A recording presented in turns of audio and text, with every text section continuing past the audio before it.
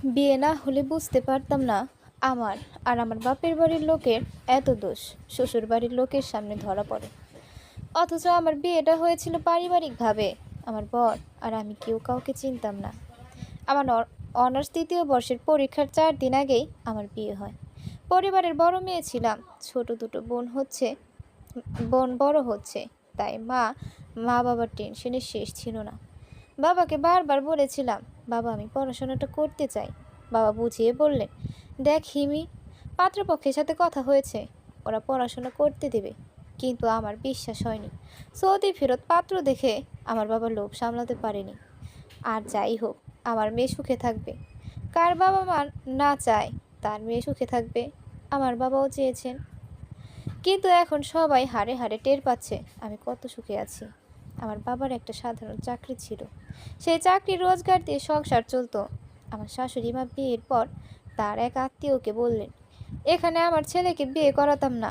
মধ্যবিত্ত পরিবার, শুধু মেয়েটা সুন্দর দেখে ছেলেকে বিয়ে করিয়েছি। নিজের প্রতি খুব রাগ হচ্ছিল।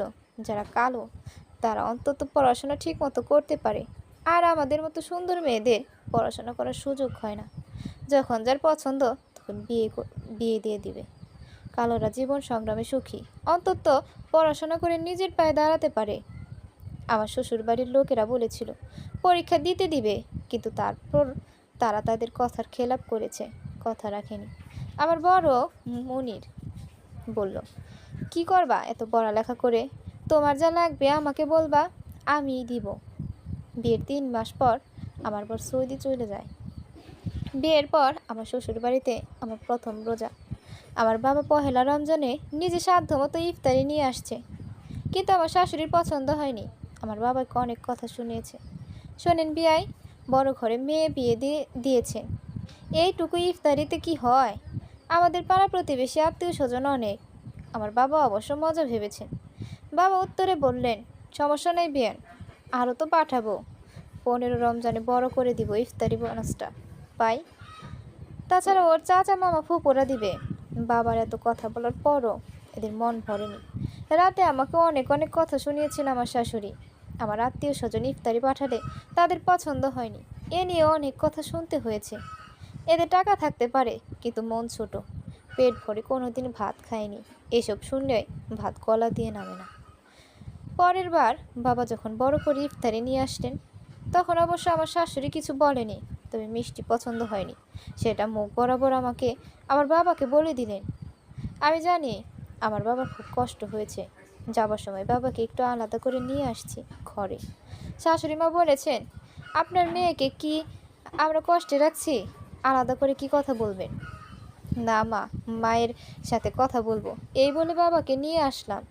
সত্যি করে বাবা ঈদের বাবা ঈদের পুরো বোনাসটা কি আমার শ্বশুর বাড়ির ইফতারির পেছনে দিয়ে দিয়েছো? এত দামি দামি ইফতারি আনলে যে। ফোন দাও, আমি মায়ের সাথে কথা বলবো। আরে না, লাগবে না, কতদিন ভাই বোনদের দেখি না, এদিন নিয়ে এলে না কেন? মায়ের সাথে কথা বলে সব বুঝলাম, যা আন্দাজ করেছি তাই।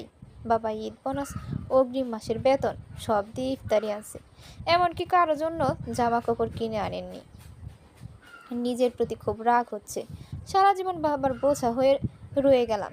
এত টাকা খরচ করে বিয়ে দিল, এখন বিয়ে দিয়েও শান্তি নেই। আমাদের মেয়েদের কি কোনো কালে শান্তি মিলবে না? যাবার সময় আমার শাশুড়ির হাতে 6,000 টাকা তুলে দিয়ে গেলেন। বিয়ান সামান্য কিছু টাকা, কাপড় আনিনি, আপনারা পছন্দ মতো কিনেন। আমার বাবা যাবার সময় কপালে চুমু দিয়ে বললেন, ঈদের পরের দিন বাড়ি আসিস, দাওয়াত দিয়ে গেলাম। এটা শুনে শাশুড়ি বললেন, তা হয় না বিয়াই, আমার মেয়ে তার জামাই নাতি নাতনি আসবে, আপনি বরং 1 সপ্তাহ পরে এসে নিয়ে যাবেন, 2 দিন থাকবে। হায় রে জীবন, বিয়ের পর শ্বশুরবাড়ি নামক কারাগার থেকে মেয়েদের এত সহজে মুক্তি নেই। নিজের মেয়ের কথা ঠিকই ভাবছেন, কিন্তু আমি পরের মেয়ে, তাই খেয়াল নেই। নিজের মা আর শাশুড়ি মায়ের সাথে এটাই তফাৎ। মা ফোন দিয়ে বললেন, চিন্তা না করতে, মামা সবার জন্য জামা কাপড় পাঠিয়েছে। সেদিন আমার বান্ধবী এমি ফোন দিয়ে বলল, ওর প্রাইমারি স্কুলে চাকরি হয়েছে, 3 মাস পর বিয়ে, বড় প্রাইমারি স্কুলে চাকরি করে। শুনে ভালো লাগলো যে মেয়েটা সারাক্ষণ ভাবতো আমি কালো, কেউ পছন্দ করে না। সেই মেয়েটা আজ সফল, পড়াশোনা করে নিজের ক্যারিয়ার গড়েছে। আমার ননদ সেদিন বলতেছে, বান্ধবীদের সাথে এত যোগাযোগ রেখে কি করবা, বিয়ে হয়ে গেছে। হায় রে দুনিয়া, এদের সাথে তো আমি রোজ কথা বলি না, ওরা নিজেরা ফোন দেয়। জানি আমাকে খুব মিস করে। ফোন থাকে শাশুড়ি মায়ের কাছে। আমার বর শুধু ফোন দিলে নিজের রুমে এসে কথা বলি। বাপের বাড়ির লোক ফোন দিলে সকলের সামনে বসে কথা বলতে হয়। না জানি কি বলে ফেলি। তারপরও আমি ভালো নেই। আজ ঠিক মতো পড়াশোনা করে নিজের ক্যারিয়ার করলে ভালো হতো। কিন্তু আমাদের মতো মধ্যবিত্ত পরিবারের মেয়েদের এত স্বপ্ন থাকতে নেই। স্বপ্ন স্বপ্নই থেকে যায়। বিয়ের 2 বছর পর আমার স্বামী দেশে আসে। তখন 4 দিন বাবার বাড়ি থেকে আসি।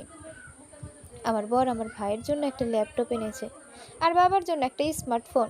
এর জন্য আমার শাশুড়ি আর ননদ অনেক কথা শুনিয়েছে।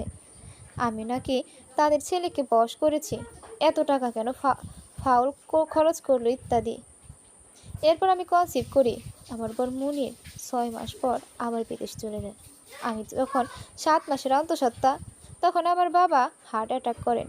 আমার শ্বশুরবাড়ির লোকেরা আমার বাবাকে দেখতে যাবে হাসপাতালে, কেউ চায়নি। মা আর ছোট বোন ভাইয়ের সাথে আলাপ হলে প্রায়ই বলে, বাবার অবস্থা ভালো না। দাদির সাথে কথা বললে প্রায়ই বলে, মনু রে, তোর সাথে কত ঝগড়া করতাম। আমার ছেলে অফিস থেকে ফিরে ফিরে আসতে কেন তোরা বিরক্ত করিস, কেন এত বায়না করিস। এখন কার সাথে ঝগড়া করব মনু। আমার দাদি আদর করে আমাকে মনু বলে ডাকে। দাদির কথা শুনে বুকটা ফেটে যাচ্ছে। বাবার জন্য খুব কষ্ট হচ্ছে। আমার বাবা আমাকে বিয়ে দিয়ে দুদণ্ড শান্তি পায়নি শ্বশুরবাড়ি। আসলে অপমানিত হতেও হয়। বাবা আমাকে প্রায় বলতেন, মেয়েটাকে এত সকালে বিয়ে না দিলে পারতাম, পড়াশোনায় কত ভালো ছিল। আমি ওর জীবনটা তছনছ করে দিলাম শ্বশুরবাড়িতে। এত কথা শুনে তাও মুখ ফুটে কিছু বলে না। আমি জানি আমার বাবার আজকের এই পরিণতির জন্য আমিই দায়ী। ইফতারি, জ্যৈষ্ঠ মাসের জ্যাঠারি, পিঠাপুলি, ঈদের সময় টাকা নিয়ে গেলে তাদের পছন্দ হতো না। এমনকি আমার বর ভালোবেসে কিছু আমার ভাই বোনদের কিছু দিলে তাদের সহ্য হতো না। আমার বাবা এত টেনশন নিতে পারেনি। রোজ রাতে কান্না করতেন বিয়ের পর। মেয়েটা 10 দিনও এসে থাকেনি, কীরকম বন্দি জীবন কাটাচ্ছে। আমার বাবা যেন দ্রুত সুস্থ হয়ে যায়। আমার বাবার কিছু হলে আমার পুরো পরিবার ভেসে যাবে। নামাজ পড়ে দোয়া ছাড়া আর কিছুই করতে পারছি না।